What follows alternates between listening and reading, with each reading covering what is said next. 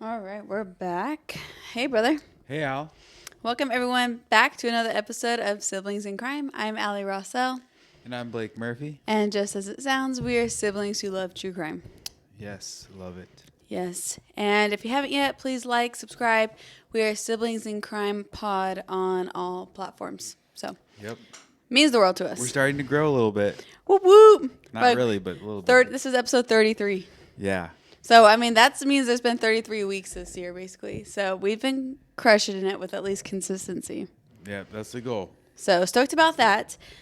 We're going to do something a little different today. So, just let me know what you think about this different type of format. I saw this case more recently, surprisingly, because it happened in the 80s, but I guess it was super popular. And I couldn't stop thinking about it once I saw it. As I was researching, though, for more details and such for this week's case, I came across a very similar case across the country, all the way past the country in Germany, which led me down a completely different rabbit hole and had a completely different outcome. So I wanted to share both short stories with you today and get your take on how you think the judicial system handled each case and what you would have done given the exact circumstances. Does that make sense? That makes sense. I thought you were talking to them, not me. Oh, I'm talking to you. I'm talking to everybody. I'm talking to you right now. Yeah. But everybody can comment as well. Cool. So the first story I know that you're familiar with, you Blake. And probably most people are. That's why I'm so shocked that I wasn't. Didn't catch the memo there. But we are going to start in Baton Rouge, Louisiana on March 16th, 1984. A man leans casually against a payphone at Baton Rouge Airport. Cameras are rolling. State police lead a handcuffed man off an airplane past a small crowd, and then suddenly, bang. A single gunshot echoes through the terminal. The man in handcuffs collapses. Chaos erupts, and the shooter doesn't run. All that is said is, why, Gary, why? So today on Siblings in Crime, we're telling the two true crime stories with the question in mind, are they heroes or are they criminals? This is the story of Gary and Jody Plauché and Marianne and Anna Bachmeier. You ready? I'm ready. Let's roll.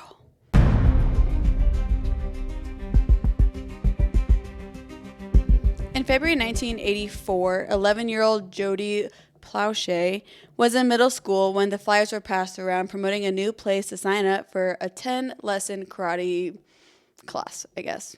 Jody himself didn't really care to do karate, it sounds like. In his interviews, he made it sound like didn't really interest him. He didn't take a flyer home, but he had two brothers that went to school with him, and they brought the flyers home. And his mom, June, saw the flyer and decided this was like the perfect extracurricular activity for her three boys, which makes sense. I mean, we did karate. Yeah. We crushed Diplomas. Team USA. it. Wow, nice. Yeah. You killed that. They were in Tatum's board. I'd always say it when I drove by their house on the way to Tatum's house. That's so funny. Yeah. I literally don't remember it very well. But I did come across the family videos recently, and we crushed it. Yep. But for Jody, he actually ended up growing to love and enjoy this sport, and he actually did super well. He spent hours at the small Baton Rouge dojo, that's what they call it, right? Surrounded by the slap of bare feet and the smell of old mats. His instructor, Jeff Doucette, quickly became part of his world. Jeff taught the stances, led the drills. He even started spending time with Jody's family outside of karate, which is actually crazy. This guy, he would go over, he had dinner at their house, he would watch TV in the living room. Sometimes he slept on the couch. Like, he was very involved in the family at this point. Kind of weird. Yeah, I was like, it didn't seem like there was any previous connection. It's just literally through karate. He kind of became more of a mentor figure for Jody. At the time, Jody's parents, Gary and June, were separated. And so it was kind of just a good mentor to have. And he kind of just like stepped up in Jody's life. Over time, Jeff's behavior did end up shifting in ways that seemed subtle, but very dangerous as well. He would help Jody stretch, blurring the appropriate touching lines, and always under the excuse that he was helping him improve with his karate skills. He encouraged Jody to quit other activities and focus on karate, slowly kind of isolating him from other adults, other friends. And during practice, he would even give money to the other karate team members or the other boys that are part of this group. And he'd give them money to go down the store or down the street to the convenience store to get drinks or snacks or whatever. But he would always kind of hold Jody behind and give him a few extra times alone, which is disgusting. Mm-hmm. Jody was only 11 years old at the time. He was trying to make sense of this, yet there was no lines completely crossed during this time, but definitely the grooming had begun. Disgusting. Even then, there was no alarms for Jody's parents. Like, they were completely in the dark about this. He was just a karate teacher and a trusted figure in their home. That is, until Sunday, February 19th, 1984, Jeff Doucette stopped by the Plauché home, and he asked Jody's mother, June, if he could actually borrow her car. He said he wanted to take Jody to go do some errands, and he promised to have him back later that evening. That is crazy to me. I'm like, maybe, like, he had been so trusted. Like, hey, I'm going to take your car and your kid. I'll be back. That is so odd. Yeah, it is weird. I'm guessing maybe it's like the 80s have a factor. Yeah, I'd be like, why are you taking the kid? That's weird. Yeah, like, he doesn't need to spend that much time. Yeah, that seems very odd behavior. Jody didn't hesitate, though, the kid. I mean, this was like a normal thing where he would have to spend time with this guy. And so he grabbed his things and left with Jeff. And he trusted him completely at this point. And he was just, I guess they went for groceries for a little bit. But he was his karate instructor and a mentor and family friend. So he didn't expect anything else to happen. But by nightfall, he still wasn't home. Panic obviously spread through the Plauché family, and his mother, June, started calling neighbors, checking the dojo, and connecting to friends. Did everything. A neighbor remembers seeing like a car leave, and they thought it was suspicious. No one really knew what was going on at the time, but by midnight, of course, the police were called. I would be freaking out. At the time, I guess, you don't have cell phones at that time, right? I don't know. I'll look it up. we never know what's like what is Probably what not. in what era. So I don't imagine they'd have cell phones in the 80s, but you'd think that June would be trying to contact at least Jeff at this point. Yeah, look it up because who knows what. But the next, sure it's like 2000s.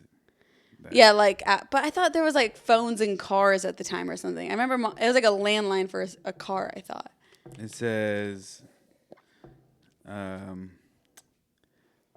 widespread cell phone ownership was a gradual process, but largely solidified during the late 90s, early 2000s. Okay, so my bet is that no one had cell phones. Yeah. And so they had no way to contact Jeff, no way to find out really what's going on, besides they said that he was going to be back, and he wasn't. Yeah. So the next day, the search widened. Flyers went up, local news reported the missing boy, and the family called literally everyone that they could think of, which I would literally be frantic. No one's sleeping. Yeah. The parents, June and Gary, are barely sleeping. They caught between terror and helplessness. I can't imagine that the brothers as well felt the same way. So police finally got in hold of Jeff's family members, and that's when they found out Jeff was missing too. That's what we'd expect. Shocker. Right. That's when the case became federal. Reason being, if Jody was brought across straight lines, they're like, okay, we're going to get the FBI involved. Yeah. While the family was searching the Baton Rouge area, Jeff and Jody were traveling west. They were first drove to Port Arthur, Texas, to visit Jeff's mother. Super weird to me. God, this Jeff guy is weird. He's a weirdo. He's 25 years old. I don't know if I said that. Super weird. So from there, they left the car and they boarded a bus, riding through Texas, New Mexico, Arizona, and finally landing in Anaheim, California. So they're like on a journey. I was like, no one's wondering why the heck that he brought this kid all the way across, like his mom maybe asking questions. Yeah, the mom, Concerning. Mm-hmm. Jeff treated Jody like his little secret companion. To anyone who asked, Jody was like, Jeff was like, that's my son. Which I'm like, you're 25, he's 11. Still seems weird to me. They ended up at a motel near Disneyland, and that is where the abuse began. Jody was isolated, confused, and scared. He had trusted Jeff. Up to this point, he was confused and scared and knew something was going on. But reality hadn't set in until they made it all the way to California, where he was fully taken advantage of. 10 days after he disappeared, on February 29th, 1984, Jody was allowed to have a collect call with his mother. I was like, wow, I don't remember what a collect call was. Do you know what that is? No. We sound so young and out of it. A collect call is basically you can make a call like on the receiver's pay. So like On the receiver's pay? Yeah, so like you so like he pay money or something? Yeah, say to pay for the call. Oh, but yeah. like if he called his mom, the mom's going to get the bill. Oh. I'm like, that's kind of like, how did you set that up? That like probably motivate people to have short phone calls. Yeah, or like they can decline and be like, I don't want to pay for that. Yeah, true. Yeah, and so he was able to call his mom, and hearing his voice, of course, was like relief for this mother who was frantic for their child, not knowing if he was alive or dead, or like they thought like Jeff was even maybe possibly dead. It was an accident, you know, like they trusted this guy so much. They're like, no way he was doing this to their child. Mm-hmm. So at first it's relief. Like she'd had all this heartbreak. Oh my gosh, she could hear his voice again. He was alive, all this great stuff. And the FBI traced that call back to the motel. So that's how they did it, which I'm like, wow, I thought we couldn't really trace calls in the 1984s. But they were able to trace it back. That's probably like the easiest one to trace is like A collect call. Yeah, for sure in that case. Last week we did, it was in the 80s, and they were trying to trace payphones, which was way harder, obviously. Very different situation. So they couldn't trace the call. But this week, they're actually able to finally trace it back, leading them to the motel they're in Anaheim. And within hours, California authorities raided the room. They had guns drawn. They were like going full. Yeah, which is like, in my mind, I'm like, that's so sick. Like, go get him. Yeah. Jody recalls this being like terrifying because there's like guns like pointed in his face all of a sudden. Yeah. And I mean, he doesn't know what's going on. Yeah, he's already scared. But Jody was rescued without incident, and Jeff Doucette was arrested. So back in Baton Rouge, the family learned the truth. They found out that there was a rape test that was confirmed that Jody had been sexually abused. Ew. Disgusting. The quiet grief of the house turned into something else for Gary. He was feeling massive rage. I, too, would feel rage. Mm-hmm. But this is like father figure. Like, he is full, like, dad mode now. Mm-hmm. Gary Plauché was consumed by quiet rage. He barely spoke, processing the reality of what Jeff Doucette had done to his son. This guy they thought he trusted. This guy who came over to like their mom's house for Sunday dinner and was like very involved in the family. Friends and family described Gary as calm on the outside, but devastated and furious inside. So 2 weeks later, Gary learned that Jeff would be flown back to Louisiana to face trial. Local news crews planned to film his arrival at Baton Rouge Metropolitan. Oh no, I can't say the word right now. Metropolitan Airport for the evening news. And so Gary called his friend over at WBRZ sports anchor Carly McCord, and she's the one that kind of like leaked all the flight details. Like, this wasn't supposed to be publicly known. It's supposed to be like a low-key thing. However, she leaked it. There's going to be news reporters there. And then on March 16th, 1984, he went to the airport with a .38 revolver hidden in his boot. Probably can't happen these days. Exactly, I was about to say. Or very well. This is like what the case we did with what's his name? D.B. Cooper. D.B. Cooper. Yeah, D.B. Cooper. Things like that. What? Dan Cooper. Yeah, things like that aren't happening these days, thank heavens. However, depends on how you look at the story.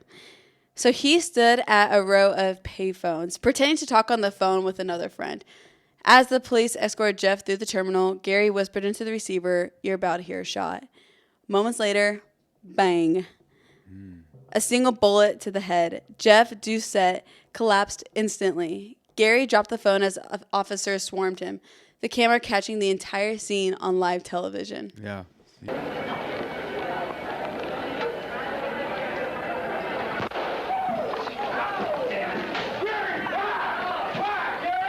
Gary was charged with second-degree murder, but the public response was overwhelming. Most people saw him not as a criminal, but actually as a grieving father who had done what the system couldn't. Mm-hmm.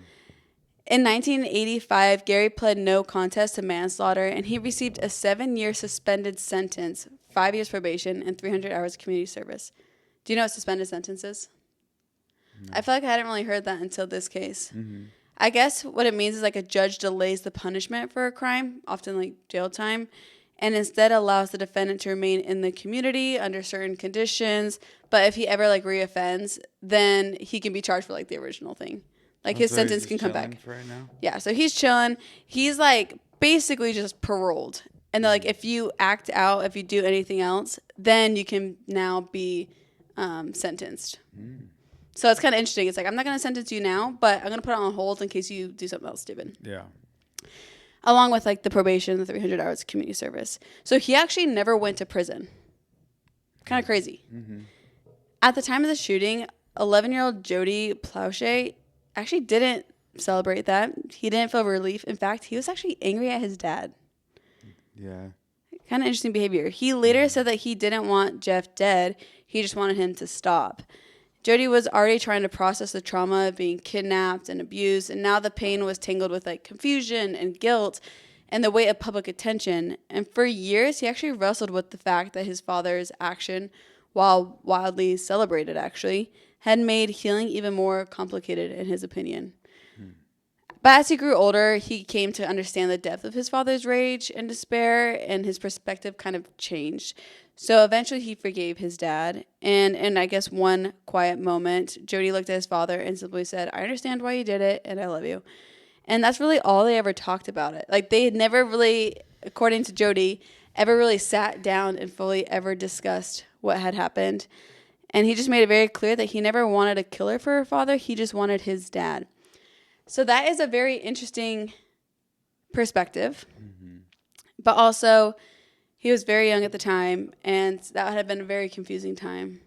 So Jody later earned a general studies degree at Louisiana State University with minors in speech, communication, and psychology. He worked in Pennsylvania as a sexual assault counselor for 7 years and then returned to Baton Rouge in 2005 after his father suffered a stroke. And he took a job with his brother. But Gary himself actually suffered that stroke in 2011. And then after having another one in 2014 in a nursing home, he passed away at the age of 68. Mm. So many in Louisiana and really around the world still call him a hero, though. And that's what makes this case so compelling and so controversial, if what he did was justified or not. Mm-hmm. But while studying this, I came across another case. So the image of Gary Plauché firing the single shot in a public airport became one of the most infamous moments of vigilante justice ever caught on camera. Mm-hmm. But Gary wasn't the only parent to take justice into their own hands. Just 3 years earlier, and nearly 5,000 miles away in a quiet German courtroom, another parent would make a choice just as shocking. One that would leave the world asking the same haunting question: can justice be taken into your own hands? Obviously, it's not right to do something like two wrongs. Right, two wrongs don't make a right. But as a dad, I feel like you would feel the need and the desire to do that. Mm-hmm. So I feel like it's like a hard... I'm not mad about it. Right. But it's not right, because you don't want just a bunch of people killing each other. Right. With, like, you can't have that, but yeah. And that's exactly what's going to happen over in Germany. So, it's like Batman. Vigilante, or wait, Spider-Man maybe? No. Like vigilante justice, like how they want to like take down Spider-Man. It's like the opposite, I guess. That's true. Wait, never mind. It's like, wait a second. I thought you were going to go for more of a Robin Hood thing. Yeah, like, and that's... Well, steal from the rich, give to the poor. Like, the idea is like steal from the... like. Wait, you're right. We're both so off. We have no idea what's going on. Basically, get rid of the bad guys. Yeah. But that's what I found most interesting, is that Jody is like the last person that is celebrating. Yeah. I feel like he'd be like the first. Yeah, it's like that one syndrome, like your kidnapper. Stockholm syndrome. Yeah, like your kidnapper. It's like a weird dynamic. So I'm sure that has to do a lot with like That has to be confusing because you have like such a great relationship on one hand, and you're so young to understand like the abuse of it as well. Yeah, but he knew he was getting abused because he could. Yeah. Wanted it to stop too. So. Right. He actually said That's the confusing part. He would talk about how he would pray every night that it would stop, but he actually has a quote saying that he wanted to tell his dad, but he knew his dad would kill him, and he didn't want that to happen. So I'm like, that's very interesting how he knew his dad was going to do exactly that, and his dad did. Yeah. So, like, I see where he's coming from, like, if you really are strongly believe in not killing. But I also can see heavily where his dad came from. And it seems as though that most of the internet sides with the dad. So it's interesting as we go into this next case. Yeah. So this is Marianne Bachmeier. Our second story takes us to Lubeck, West Virginia in spring of 1980. So literally just like around the same time frame, within a couple years. 7-year-old Anna Bachmeier was raised by her single mother, Marianne, who worked nights as a bartender in like this chill hangout spot, I guess. It was like super hip. It sounds like it was groovy. I don't really know much about it besides she had like weird hours, right? As you usually do as a bartender. Anna, like the 7-year-old, spent her days largely unsupervised because her single mom, makes sense. She's working the night shift, so she's asleep during the day. And so in that situation, it kind of caused a little bit of a rift between Anna and Marianne just because they're not able to kind of bond the way that a 7-year-old would be looking for. Yeah. Or have the guidance and watch over, like. Yeah. It seemed like a lot. Supervision. Yeah. So, well, it sounds like the things I was reading, a lot of friends of Marianne said that it was kind of a tough relationship where Marianne kind of expected Anna to take on a lot of responsibility being so young and be able to care for herself in a way that most little kids don't. But despite the challenges, Anna was spirited, loving, and creative, a bright spot in Marianne's turbulent life because Marianne had endured a difficult youth herself. She was a victim of abuse and trauma, but she poured everything she could into caring for Anna with the circumstances she was in. Anna was actually Marianne's third child. The first two, Marianne actually put up for adoption. She was 16 her first pregnancy, 18 her next, and then she was 22 by the time that she got pregnant with Anna, with her boyfriend at the time. But it sounds like for the majority of Anna's 7 years, she was single. So she was kind of like a rough patch going in, and then this is like the first child that she ever was able to bond with. So on May 5th, 1980, Marianne and Anna argued about who knows what. I'm sure that's super normal for parents and 7-year-olds. But it led Anna to decide that she was skipping school that day, which I'm like, that's a pretty bold thing to do so young. But also, freaking Harrison next door ran away like every day, I felt like.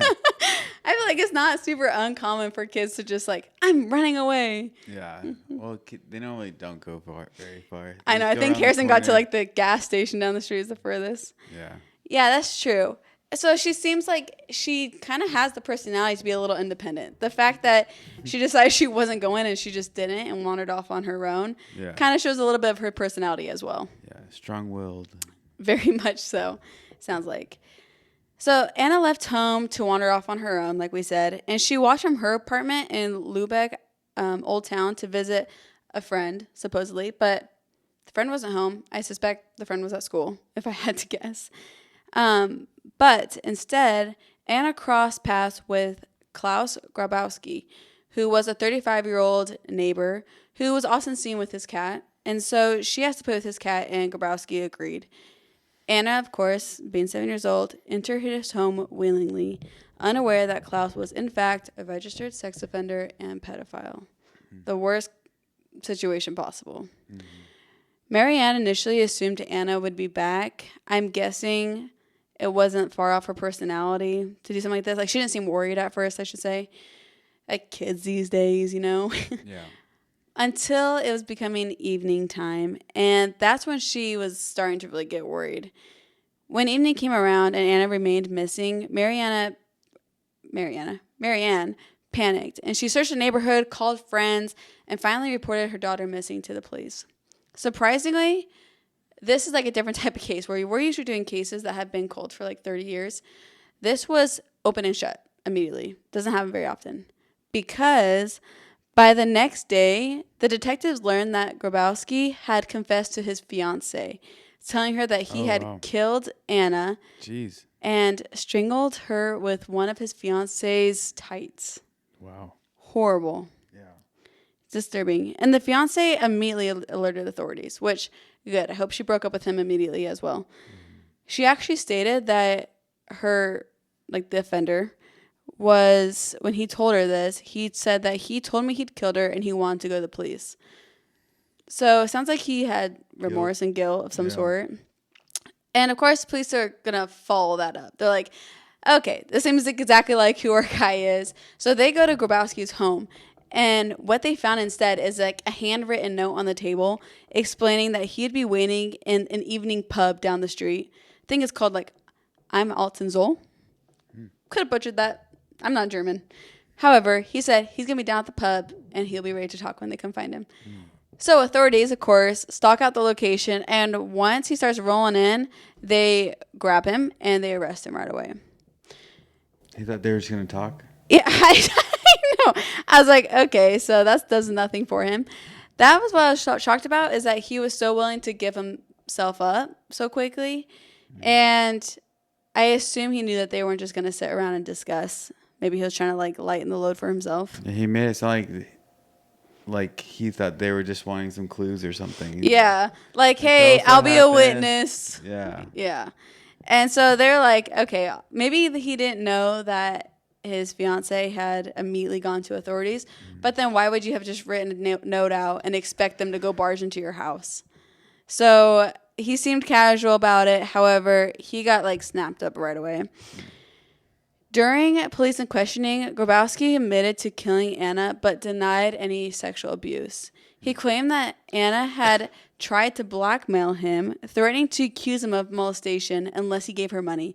And he feared going back to jail, and so he killed her. I was like, a 7-year-old?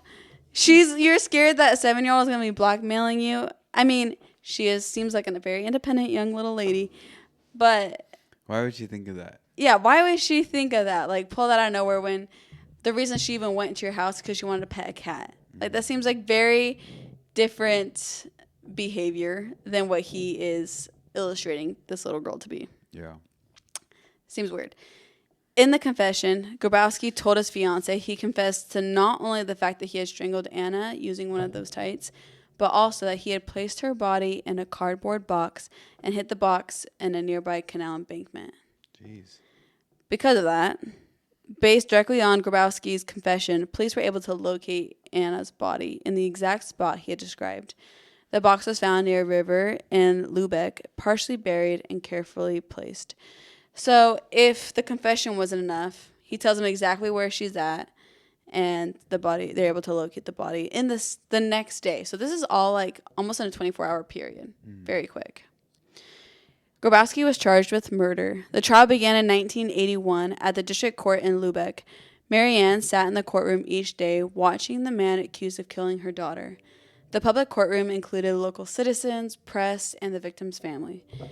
All the second day, the prosecution detailed Grabowski's past abuse convictions and the brutal details of Anna's death, including the strangulation and the packing in a box. The testimony was devastating for Marianne. I can't imagine. She doesn't really have a lot of support, it sounds like. Mm-hmm. She doesn't have a relationship with her parents. And so she's going through this kind of alone in a way and losing the family member that she had and her precious daughter. Yeah. Surprisingly, there was no confirmed sexual abuse in Anna's case, according to forensic reports, that is. Like I said, during his interrogation, Grabowski claimed that he hadn't been abusive in that way. This was viewed by many, though, as kind of a self-serving excuse and highly unlikely given his age and criminal past. Given her age and criminal past, considering he is a pedophile. Many, including Marianne, believed abuse likely occurred. I also kind of believe that, even if it couldn't be medically proven. Mm-hmm. So because of this, in court, prosecutors want to make sure they get all the facts straight. They want all the evidence. And so they actually decide to focus on the murder charge and Grabowski's repeat offenses, not so much the sexual assault because of the lack of evidence, and they don't want anything to kind of muggy up their case. But their case was compelling without the sexual offense charge, considering in the early 1970s, so about like a decade earlier, like Grabowski was found guilty of sexually abusing 2 young girls and was sentenced to prison. This is actually wild to me. After his release, he voluntarily underwent chemical castration, a condition of his probation. But a few years later, he petitioned to have the effects reversed using hormone treatments. So he was taking testosterone and such, and authorities actually granted it. So that's really weird that he was granted the treatments, despite warnings from the psychiatrist that he still remained a danger to children. I'm like, what's the point of having to do that in order for him to go on parole just to try and reverse the effects of it? Yeah. Maybe they're like, oh, he's been good for this long, but it's probably because he doesn't have a lot of, I don't know. Never mind. Well, that's the thing is, so he was released back into the community without supervision. So I'm like, you're paroled, but you don't have supervision. The whole reason you got paroled, you're reversing that. And it was 10 years earlier, and he had jail time. So like, how long has he actually been out of jail? And he was able to kind of go back to normal life so quickly after abusing 2 other little girls. Yeah. Seems weird. So there was like no restrictions on where he could live or whether he could be around children. And no one was watching him when he met Anna. Because of this being his past, most believe that there had to have been some sexual motives, even though it wasn't really highlighted in the prosecutor's arguments. So, on March 6, 1981, this is now day 3 of the Klaus Grabowski's trial. Marianne Bachmeier walked into the Lubeck District Court. She sat quietly in the courtroom as proceedings began. Just as she had the first 2 days, just like normal, listening to the evidence, hearing testimonies, and watching the man who took her daughter's life sit just a few feet away from her. Then, as court came to order, she calmly stood up, reached into her bag, and pulled the small Beretta 22 pistol hidden in her handbag. Without a word, she stepped forward and opened fire.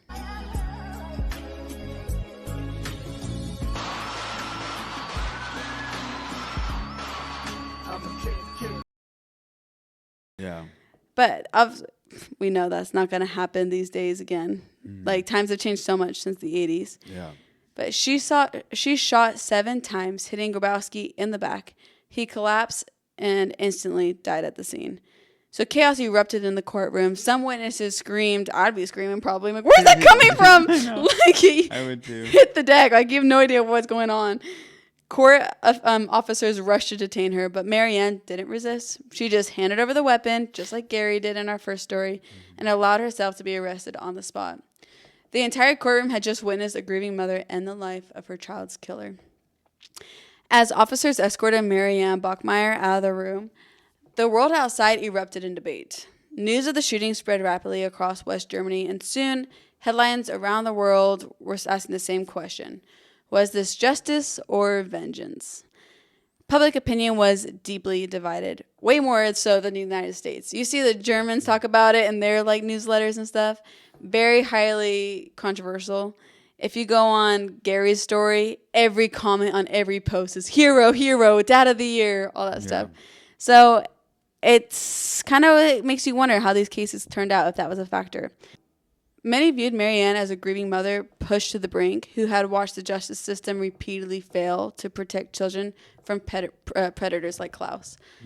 So that's why I was kind of asking earlier with Gary's story is Jeff, the 25-year-old perpetrator, I guess you can say. I don't know much about his past, but we know that Klaus has a past. And so how much does that weigh into sentencing? Can the judicial system prevent guys like this causing more harm? So it's like really interesting when you kind of look at it like that, what kind of people they are in the past, present, and future. I don't know how judges make those decisions. Yeah. Others feared that her act set a dangerous precedent, that it blurred the lines between personal grief and lawful justice. Just like what you were saying. Yeah. But I do think the guy deserved it. Yeah, same. I mean, like, yes, bad guys, definitely, there's a little spot in hell for them. But at the same time, are you allowed to do it? Probably not. Initially, prosecutors charged her with murder, but as her case unfolded, more details emerged about her state of mind. She had endured years of trauma and abuse on her own in her youth, and Anna had been her entire world. So when she learned that Grabowski's defense was planning to claim Anna as a manipulative young girl that was going to blackmail him, that lie Marianne found unbearable. And they said something in her snaps. That's insane. I was like, as a defense lawyer, I don't know how you're like. Probably have nothing better. I know, they're like, fine, we'll just gotta roll with this. I just don't know how like people defend guys like that, or it's like so obvious that they did it, like they confessed to it. How do you even like defend their actions? That's so hard. Normally, it's just trying to get him not to get the death penalty. Yeah. So it's like, I know this guy's going away forever, which I'm glad, but just trying not to have him get executed. Yeah, that'd be hard though in this situation where like the only route you can take is that the 7-year-old was manipulative. Yeah. Like you don't want to talk ill of the dead or like the victim. Yeah. Yet you obviously have a client to protect as well. Yeah, so it's just like your duty. Right. So that would be a very hard responsibility. Yeah. In 1983, more than 2 years after the shooting, Marianne stood trial for her own murder. Yeah. Her defense team argued that she acted in a moment of temporary insanity fueled by unbearable emotional pain, which I can see that. And the court rejected the murder charge, but found her guilty of manslaughter and unlawful possession of a firearm. She was sentenced to 6 years in prison, but ultimately just served 3 of those years, being released on parole. After her release, Marianne tried to rebuild her life. She moved abroad, she got married for a time, lived in Nigeria and Sicily, but in the late 1990s, after being diagnosed with cancer, she returned back home to Germany. She gave a series of interviews later in her life in which she said that she never regretted what she did. She stands by it to this day. Same with Gary. Both parents have both said that they don't regret it. And Marianne Bachmeier did die in 2006 at the age of only 46 and was buried next to her daughter. So young. Yeah. Super young. Even now, her story remains one of the most controversial and unforgettable examples of, like we were saying, vigilante justice. And a question that lingers in every courtroom still is, what would you do if it were your child? Yeah.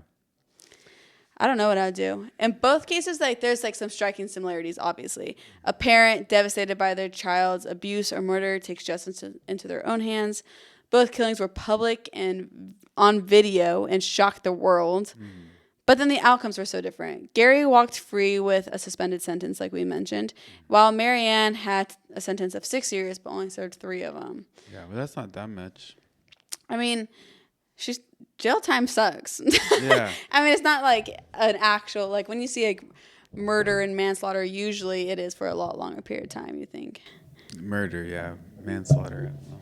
Well, she was charged for manslaughter. Yeah. That's probably why it was that shorter time. Yeah. So yeah, when it comes to protecting your child, like where is that line between justice and revenge? Yeah.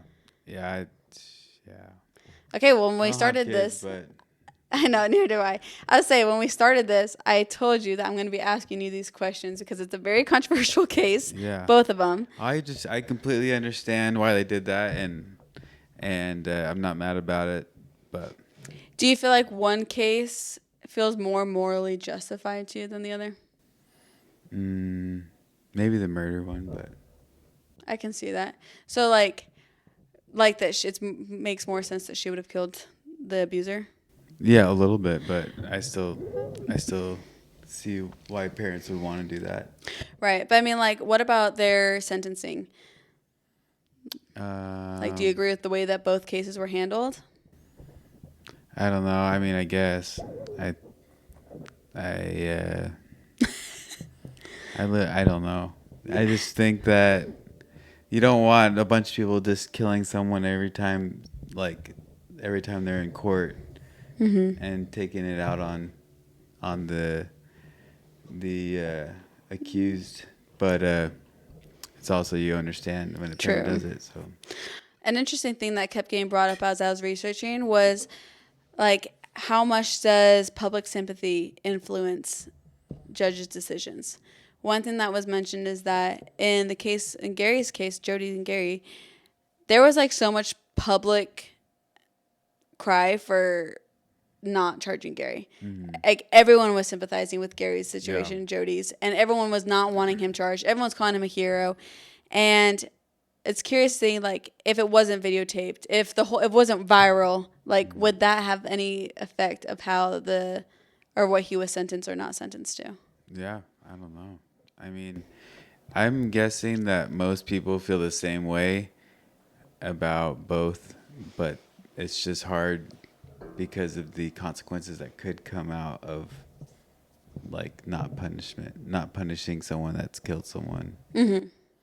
Yeah, it's like there's that line. Like you have to have I think for the judicial system side, like I totally understand that they have to stand by some sort of something. Like that's too hard to decide every single case if that happened often. Yeah. So they have to say, like, no, you can't do that in order for it not to just be up to the judge every single time. Mm-hmm. It's actually interesting because Gary has a statement that says that he would advise people not to do what he did and not put himself in the way of persecution. Yeah. However, he stands by what he did at the same time. Yeah.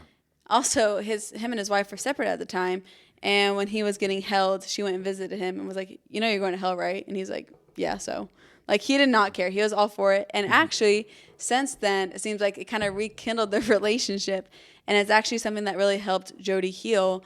Was seeing how like his mom and his dad's relationship actually was better after that whole situation. Dang. Yeah, so I was like, that was a really interesting take, like how the relationship was healing. I wonder if June was like, oh, like you're a very protective, great dad. Yeah. I don't know what it was that like brought them back together a little bit, but I think it helped Jody in the healing process. Mm-hmm. As far as Marianne, she didn't seem like she had anyone to really help her walk through that. She took matters into her own hand, and she did only serve 3 years. She says she would do it again. Mm-hmm. So it seems like parents stand by what they do, but they understand it's probably not best when it comes to handling the situation. Yeah. So anyways, I just wanted to bring it up because this case was so fascinating to me. I don't think I fear that somebody will do something to my children in the future because I know Brett would also take matters into his own hands. Like, that scares me. It scares me for a future abuser. So no one touch my future children because I know where Brett stands on this. Yeah. Even seeing my nieces and nephews, I'm like, I totally understand. Like, I would protect those kids for everything. But anyways, that is the insane and very controversial and compelling case of Gary and Jody Plauché and Marianne and Anna Bachmeier.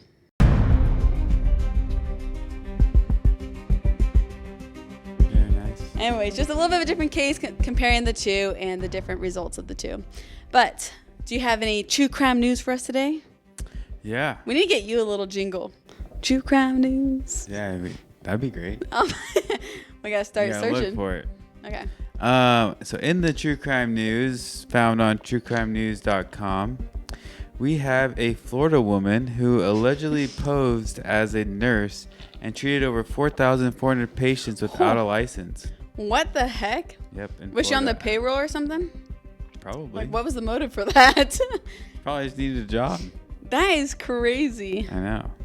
She was arrested at her home and is held on a $70,000 bond. So wow. We will see what she ends up getting charged with. Sentenced to. We should see if we could ever do a week without Florida, because I feel like that's very hard to pass. Yeah, true. All right, next we have an Arizona woman who is being sentenced for hitting a police officer in the head with a crowbar. Oh gosh. A 47-year-old woman will spend over a decade behind bars for assaulting a police officer with a crowbar during a traffic stop. People are so stupid. It's so embarrassing for people. The overreacting, like, can't control their emotions whatsoever. Yeah. 10 years behind bars is crazy. I know. For hitting somebody with a crowbar, and we have Marianne who shot somebody and killed them and got jailed for 3 years. Yeah, it's so interesting. It's a police officer, so obviously. It's always yeah. Man, that lady's stupid. Yeah, it's bad. In other news, this doesn't say where it was at. Let me see. Well, I don't know. It just says true crime news, but a guy named Richard was charged with stalking and murdering his estranged wife, Cynthia, amid a $285,000 divorce settlement. Holy. Yeah. People are so creepy. I don't know why when people get divorces, they feel the need to retaliate further. Yeah. So sad. That one's creepy. So a California man was sentenced for trying to lure a victim out of his tent and fatally shooting him. Oh my gosh. Yeah. Kind of sounds like the case we did not too long ago in Montana. Yeah. People are freaks. Yeah, like I don't really know why people do certain things. It's crazy. That's what scares me is like you can just be the most average person, not like living a very dangerous lifestyle or anything like that. Just be like a regular Joe and get lured into something crazy and dangerous. Yeah, and like random murders are always so scary. Like just no anyone. reason why they just killed someone. Like this guy at Tulsa, or Oklahoma man from Tulsa, a 42-year-old man is accused of slicing the throat of a 43-year-old woman who was sitting in front of him on a bus. Yeah, like just out of nowhere. Yeah. No relation, no beef with this person. Yeah, that's terrifying. Yeah, so they had no prior interactions or verbal exchanges. That's so scary. Yeah. So some people are just ill. I'm convinced. So keep your head on a swivel. Be careful, like we say every week. And that's the news for today. Great. Thank you for tuning in this week. We'll be back next week with another episode of Siblings in Crime.